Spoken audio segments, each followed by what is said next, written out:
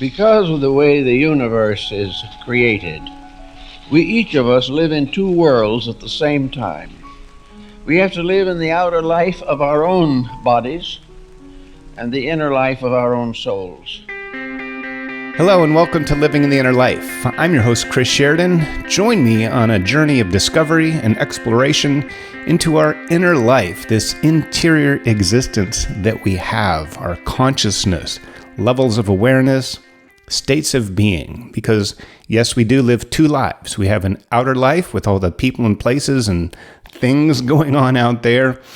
And then we have a very rich, very vast, infinite inner life with our imagination, our intuition, dreams, hopes, fears, beliefs, experiences, all kinds of things. There's going to be no end to the amount of things we can talk about on the inner life because it goes on all the time. Whether we're busy in our outer lives or not, even when we're asleep, our inner life is still very active.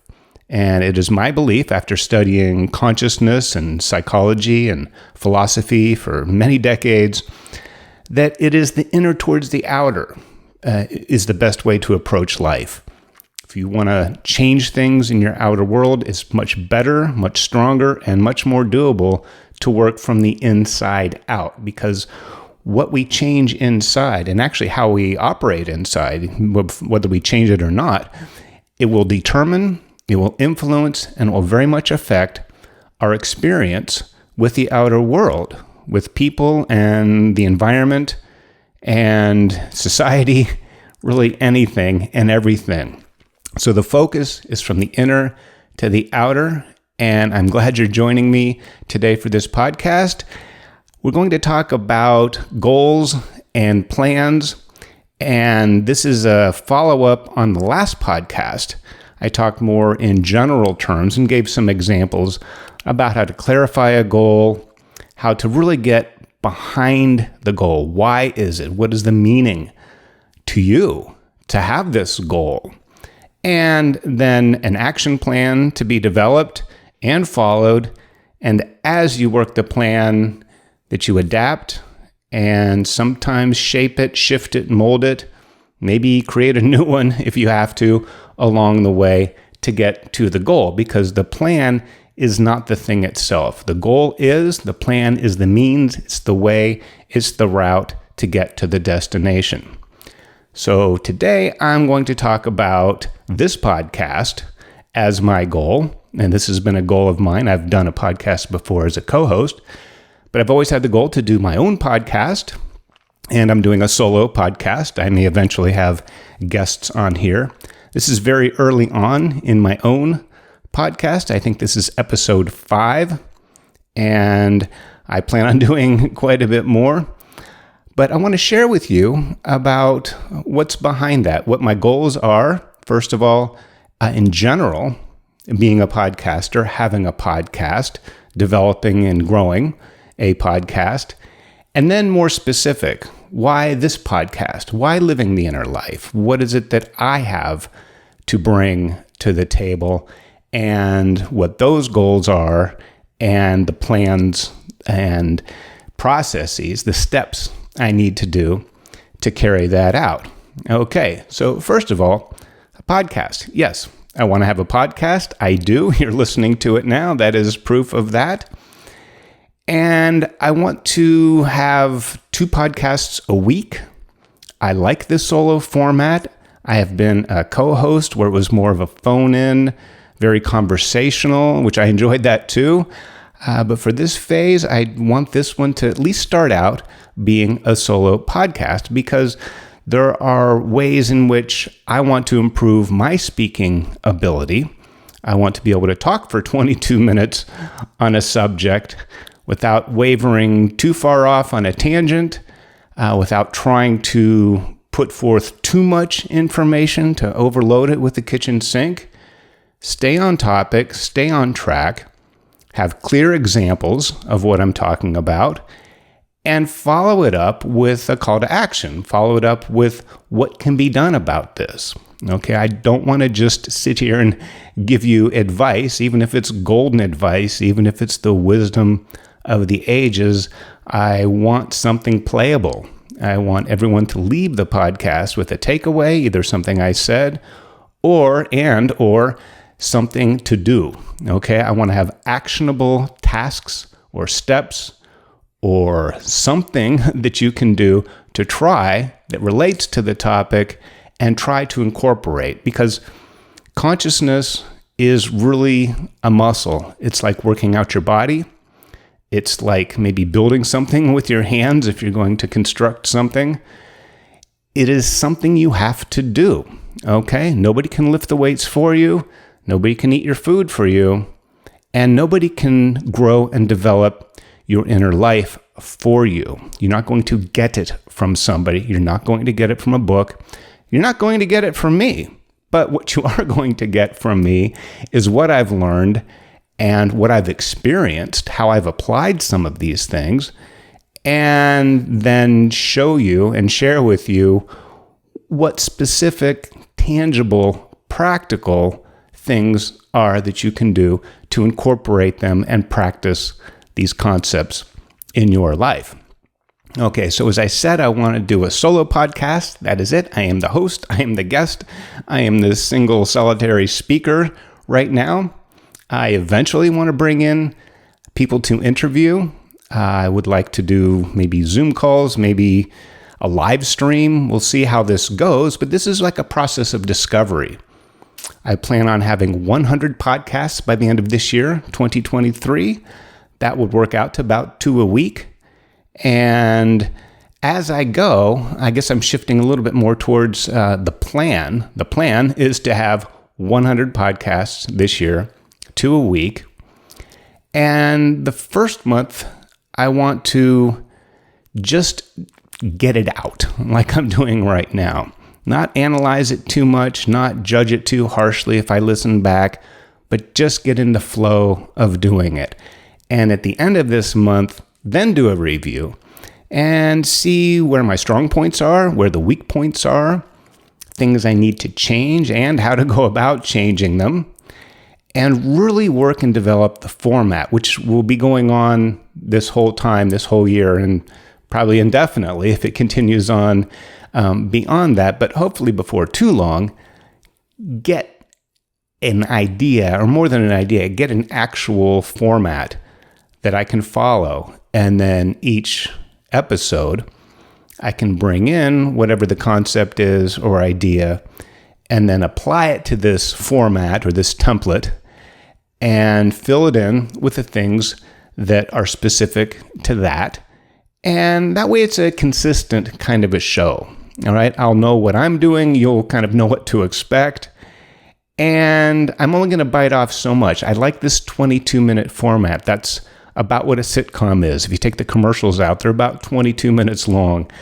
That's long enough to really get something across and develop an idea. It's not so long that it would be easy to get off on some tangent or maybe lose the train of thought.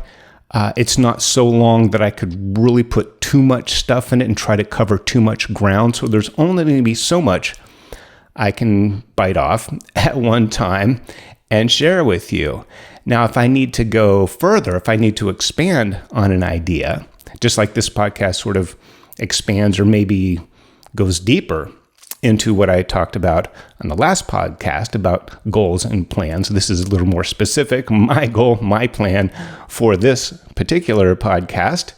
And hopefully the idea with that is in sharing something very specific, perhaps personal, you may not follow the thing that I'm doing. Of course, you have your own to work on, but it may give you an example that you can come up with your own ideas for your own, whether it's a podcast or anything that you want to do in your goal setting and plan making and following those through, that through this process, you might learn something that you could apply to yours, okay, in your life. And that's really what this is all about.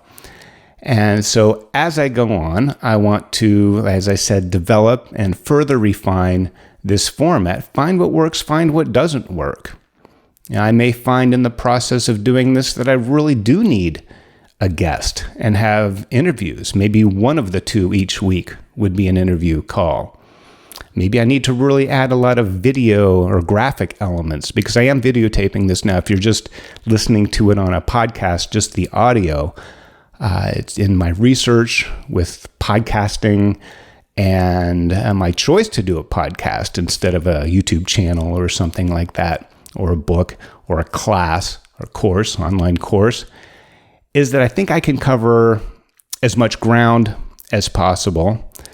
I like the format. I listen to podcasts myself, so it just made a lot of sense for a lot of the right reasons, but it doesn't mean I have to stop there. I may move on to live streaming as time goes on. We'll see what opens up, but for right now, solo 22-minute podcast, really hone this format in, get this template, the episodes consistent, and as I grow as a podcaster, as well as growing the podcast itself, I want to promote and at some point monetize and maybe repurpose. That's one of the reasons why I chose to do a podcast, is that I can transcribe the text of what I'm saying and what I'm speaking, and maybe that could be pulled together as a chapter for a book later on, or a blog post. I might be able to take part of what I said, or a condensed version of a 22-minute podcast, and maybe that's a 500 or 600 word blog post that I can also use. Any way to get what it is that I have to share out there, I think the podcast can do the most, or at least be the raw material for doing many more things with it. So that's my goal, to have a podcast and to grow it. And I want the podcast because it seems like the right format. It's something I enjoy. It's something I listen to. You can reach a lot of people, or at least reach enough people that the right people seeking for something like this will be able to find me. And if it resonates, then you can subscribe and continue to listen. And the plan is to do 2 a week, initially starting off to just get the format, just get myself comfortable with doing it, reevaluate as I go, refine it, and have hopefully a successful podcast. All right. So that's in general what my goal is, why I want this goal, and the steps in the plan to achieve that goal. But this would probably be true with just about any podcast, okay? Regardless of what the format is or what the topic is or the content.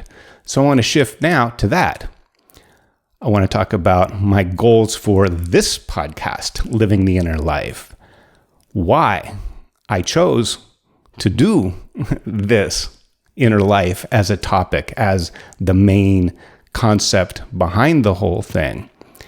And then what the steps are in the plan to achieve that with this specific material, this particular podcast, and the content that I want to share. So my goal is to take everything that I've learned up to this point and to continue, because I'm not going to stop learning and growing, but everything I've learned so far in the field of consciousness, which includes philosophy, psychology. I have a master's degree in transformational psychology because what I'm really interested in about the mind, the life of the mind, the inner life, consciousness, things on a soul level, your interior experience, this vast infinite within, is that I find it very, very interesting, and I've dedicated a large part of my academic and professional life towards this end.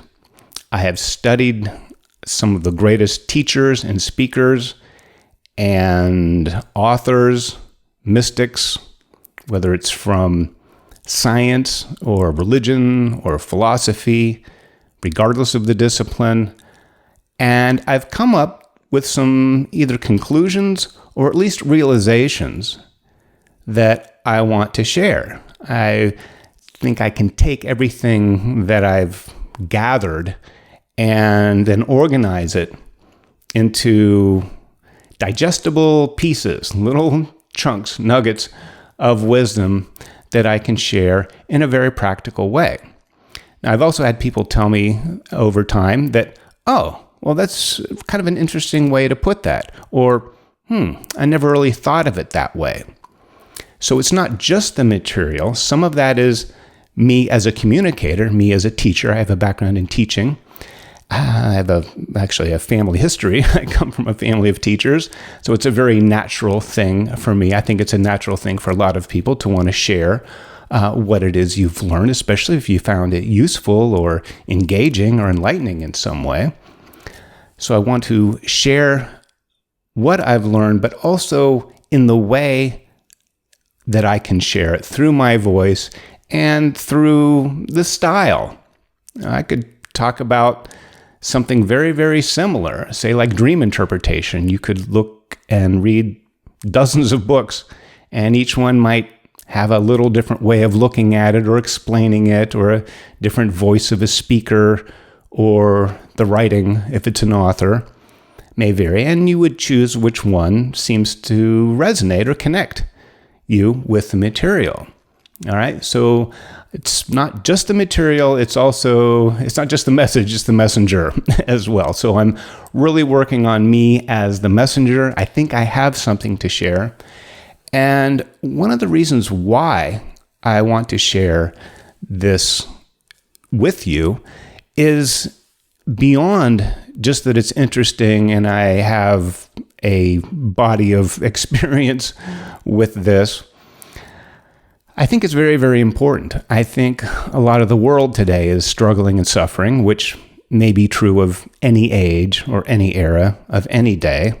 There's always been troubles in human life. That's part of being an earth creature here on this planet. It's difficult. It can be very, very difficult. And in reading some older texts and spiritual traditions, going way back across different cultures, it seems as though we've lost some of that in our technological world. I'll use as an example, say, instruments of inquiry, like, a telescope or a microscope. We become so dependent on these very useful and very powerful tools that allow us to see further and deeper into things. Computers that can crunch numbers much faster than we could as humans. They've really extended our senses as far as what we can take in, what we can observe. But at the same time, I think in becoming too reliant on them, we've lost some of the intuitive and creative aspects of our own minds. Okay, there's a quick example. I broke my hand years ago, and I went to the emergency room to get it looked at. And I talked to the doctor, and she says, oh, well, let's get you into x-ray. And I said, well, don't you want to look at it first? And she goes, no, x-rays first. Okay. Followed along, got an x-ray. She says, well, there's nothing. The x-rays show that there's nothing wrong with your hand. And then I held it up. And I didn't hold up a fist, but you can see where this knuckle is. If you're looking at it, this knuckle really is out of place, and it still is. I had what's called a boxer's break. It's from punching something. Yes, I was angry and took it out on a countertop, and I lost. And then I showed it to her. I said, well, what about this? And she goes, oh, yeah, it looks like you broke it. Here's a doctor who, before looking at me, wanted to trust and rely on this artificial imagery before trusting her own eyes and her own experience, which actually ended up being the thing that worked. The x-ray, maybe the angle of it didn't really show a break, but her eyes were able to see it. But she went to the x-ray first. Now, I think it's probably good to have diagnoses and instruments to look into things, but the point I'm trying to make is that I think we've lost some of the real strength of our creative minds, maybe tapping in to energies and wisdom.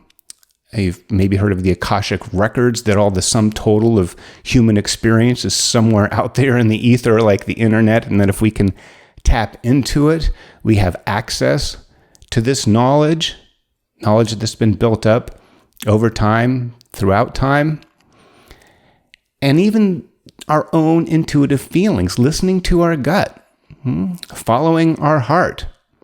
getting our head in the right place. You can feel something in your bones. There's all these ways of knowing, ways of understanding. A lot of them are very mysterious, but I think it's very vitally important that we not throw away our telescopes and microscopes and X-ray machines. That's great. Let's have bigger ones and better ones and stronger ones.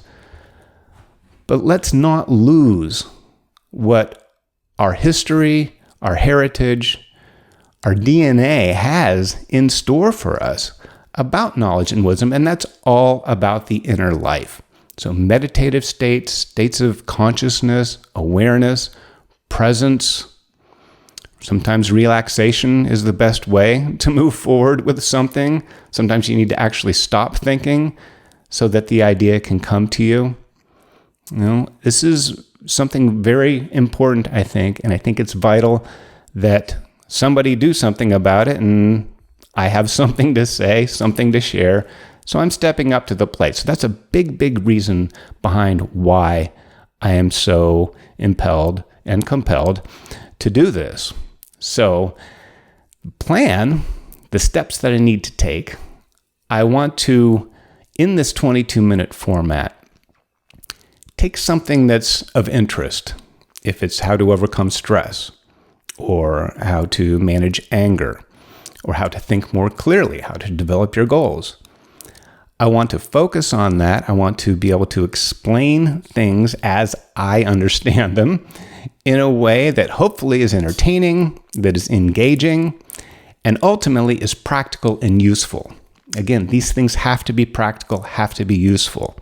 So if it's something like setting a goal and making a plan and following the plan, there are so many books, so many websites, podcasts, YouTube channels on success and motivation and how to write an action plan, to-do lists. There's software that manages your tasks. There's all kinds of things out there. And that's great. I'm not going to compete with that. I don't know if I have too much to add with that. Those techniques are very, very important. But here's the kicker. You may know the techniques. You may write down your task list and you may clarify your goal. Where I come in is, how can you stay on track? How can you, when you start out to do something and then you stop after a while, how can you get back into the game? How can you stay in the arena and do what it is that your heart or your body or your mind has told you that this is something I really want to do? Okay? Most of us know what to do. And most of us know how to do it, in the sense that what the plan is or what the steps are to be able to reach the goal. Okay? It's all the mushy stuff. Your doubts, your fears, fear of failure, fear of success. There could be all kinds of things. You could have mixed feelings about things, and you're going to get mixed results.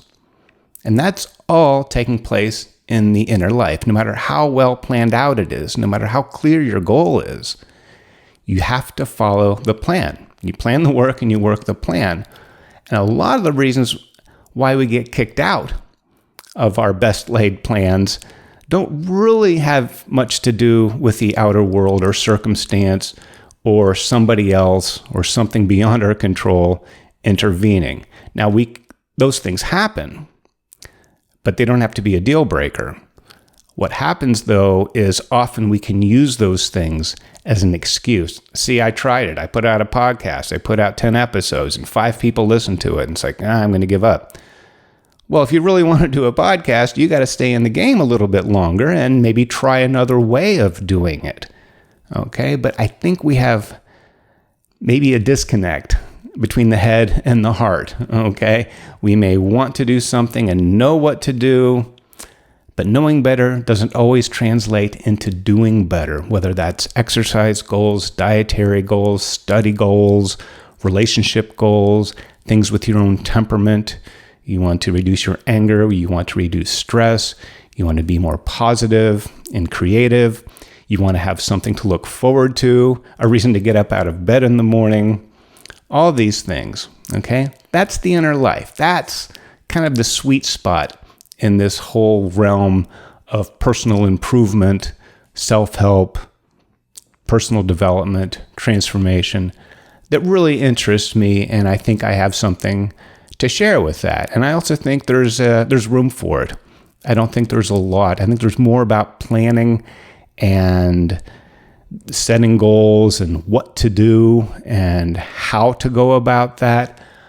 I want to focus on why, what happens when you fall off the track, and what can be done about getting back on track and keeping things within, keeping it an inside job.